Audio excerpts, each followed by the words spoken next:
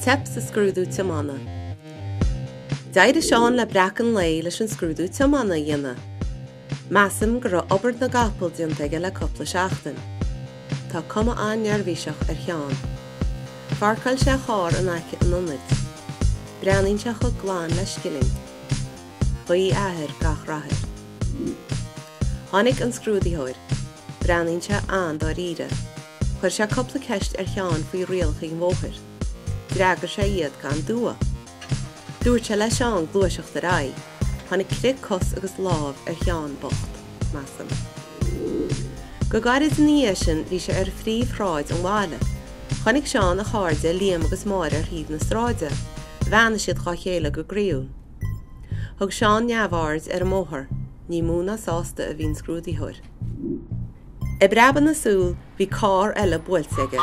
Banú get a Seán agus an scrúdaíthir. Ní ros ag an Tioma eile ceart a bhí tarlaí. Tá cuma bhuathair na daoine ar thaobh na stráide. Ní dólam go nearna Seán mór an dumaiste go chár eile.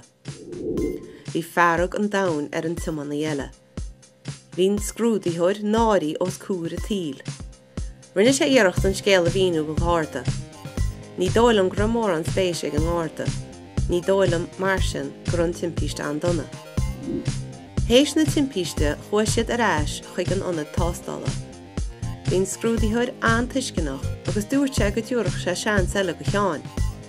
Bheadh ar cheann a theacht níthal a dhéanamh leis an scrúdú a feasáil. Cleachta a dhéanann máistreacht a dúirt Seán leis sin.